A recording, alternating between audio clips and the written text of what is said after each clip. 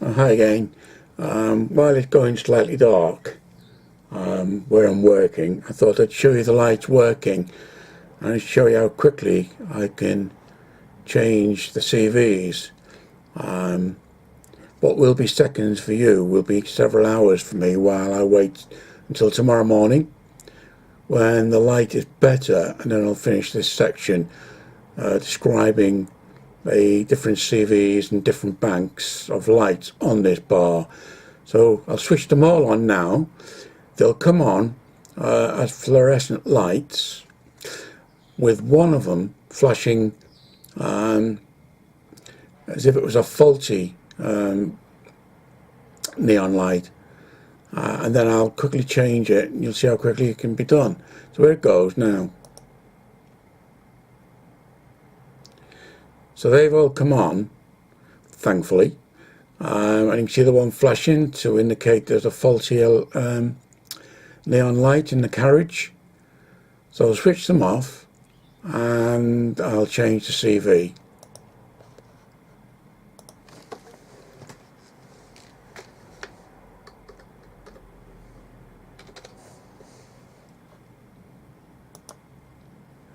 Okay, I've changed the CV. It's just like changing any CV on your locomotive decoders. So I'll turn them all on again.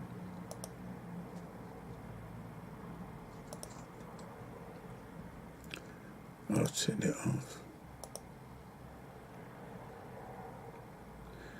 Yeah, they've all come on now, and there's no flashing light. So I'll turn them off again, and I'll turn them on again. Okay, so that's it. Again, what will be seconds for you is going to be hours for me until tomorrow morning. Thanks very much for watching these videos. Bye. Hi, once again, very quickly. I thought to put the two coaches together that I've installed these lights on, to see whether I can get them to work, both of them at the same time, and hear what it looks like. I think it looks very effective when it comes on as neon lights. Let's try that again. Just one more time. Yeah, I think it looks very good. Okay, again, in a few hours time, but seconds for you, I'll tell you how to configure these lights and how easy it is. Thanks very much again. Hi, hopefully you were able to see the lights operating at the beginning of this section, and where I put two coaches together. Because I did it in relative darkness, I'm not too sure how well it'll look when I upload. So anyway, this section will be discussing what you can do with these lights. I won't go through all the functions. There's a lot to it, which if you decide you want to have a go with these things, you can learn at your own pace. All I will say is that they are very, very good.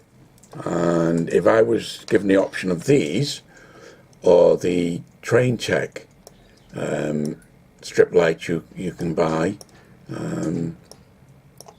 which again are very, very good, same price point roughly as these, I believe, which I'll give you an overall price point at the end of this video, of what it costs per coach.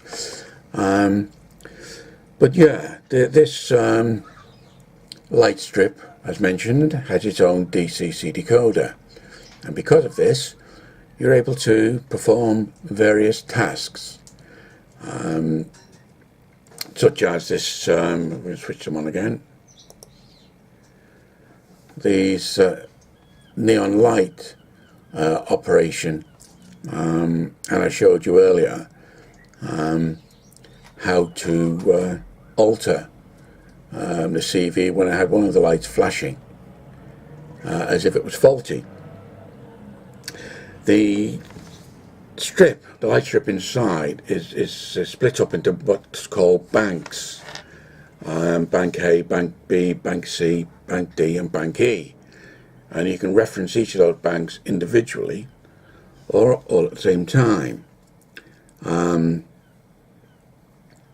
You can reduce the length of the LED strip and cut out one of the banks or part of the bank, as I did with this.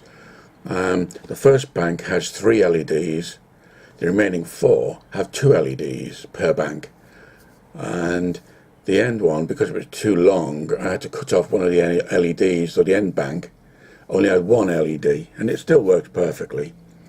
And again, because it's DCC, it had its own functions to control all the banks, each of the banks, or the red lights. Or indeed, if you put white lights on the other end. If it's just for cab area of a diesel locomotive, for example. Not sure why you would put these in a diesel locomotive, but there you go. Yeah, and the functions are F0 turns on the red lights, and again, you can do all sorts with the red lights, such as them on constant or flashing, that sort of thing. F1 is the auxiliary point on the light strip, AUX1. And what you can do with that is you can connect external light source, an LED or whatever.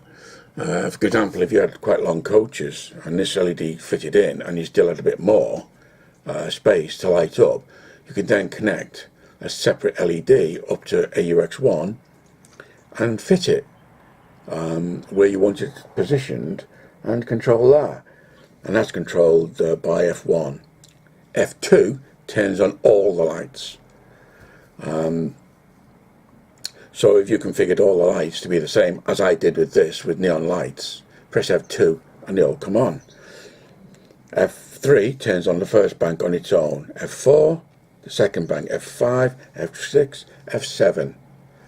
So you can turn them on individually. They're controlled by CVs, as any DCC controller. The main banks are controlled by CV 116, 117, 118, 119, 120 respectively, as you go along. And they are quite easy, as you probably know with your DCC trains, how easy it is to alter a CV. Now, if I've got it right, I've put below the table of what this LED strips can do.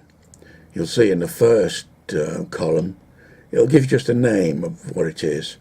Third one down, you can see neon lights. The second column just describes what the first column is. The third column, headed brightness, 0 to 7, 0 being the dimmest, 7 being the lightest, the brightest rather. And you can have obviously values in between to control. The mode is what it says, it's neon lights. So neon lights would be 16, and I'll show you what that means in a minute. Display on means, do you want it to come on when you press F2, for example, to turn on all the lights? Do you want them all to come on relatively quickly, or do you want to come on slowly? For example, if you had fade in lights and you wanted to fade in slower than the normal, then you would alter that display column number. Random lights, the end column on the right, means, do you want a particular bank of lights, or indeed all the lights, to come on at random times?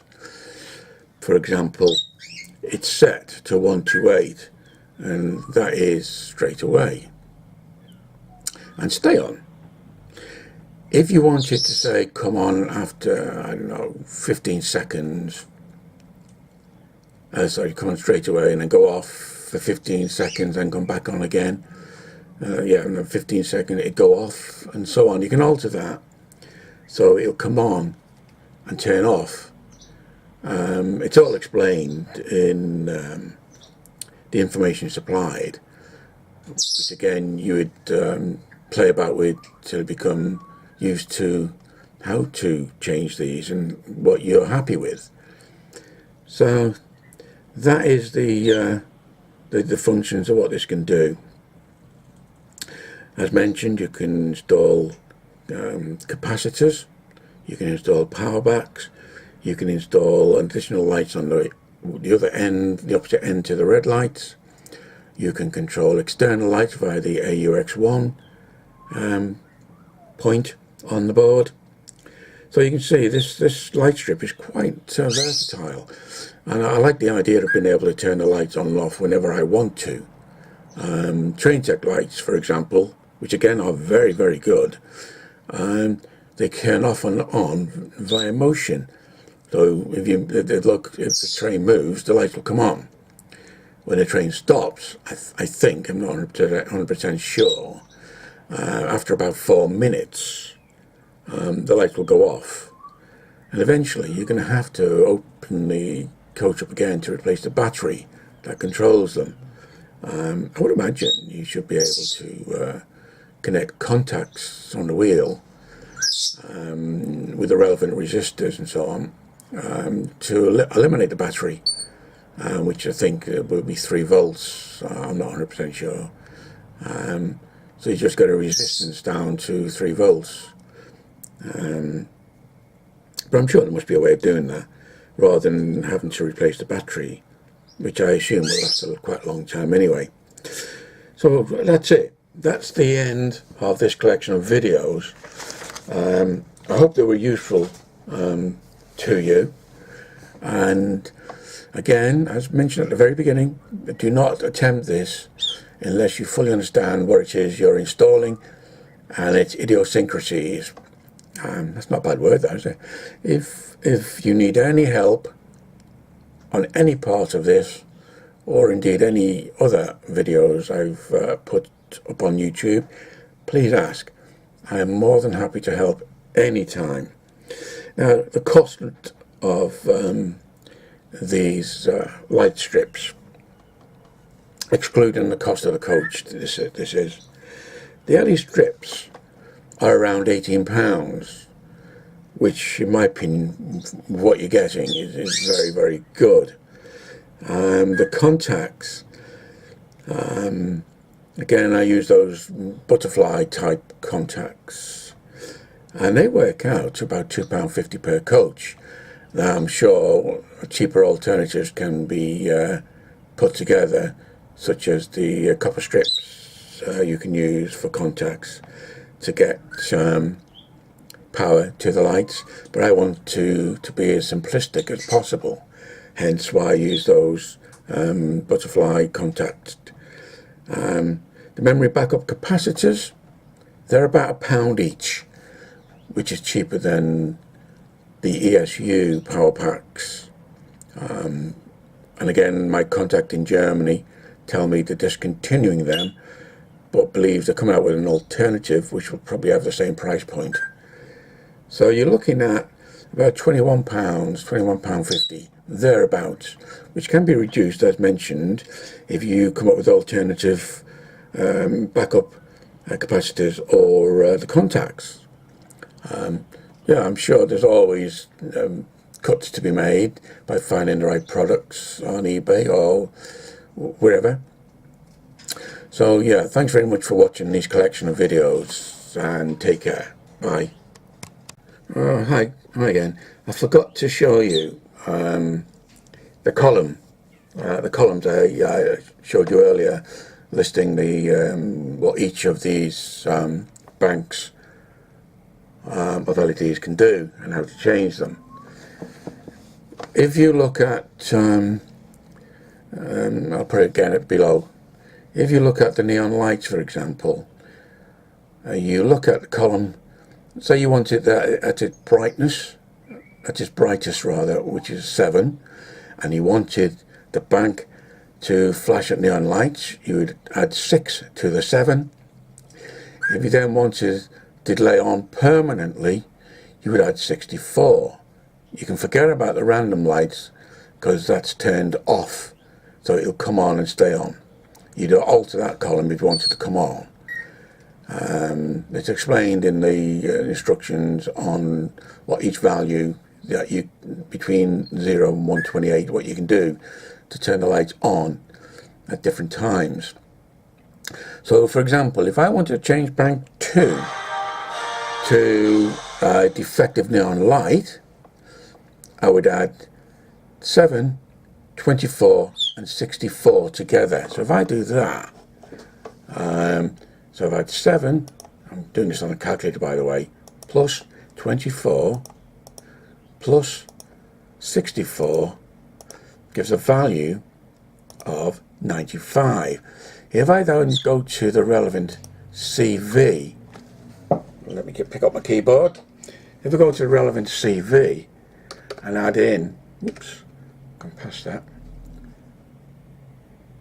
and add in 95, I've just typed in 95, and then click write to write to the CV. It's now changed bank 2. So if I turn the lights on,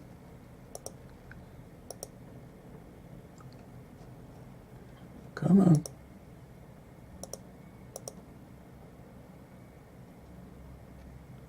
see that light's flashing now? And that's all you do. You add the first column, second column and third column together and use that value in your CV. And again, forget about the fourth column unless you want to add it, let it come on at specific times. Now it's the end of this collection of videos. So I hope that was informative for how easy it is to alter the CV. Thanks again. Bye.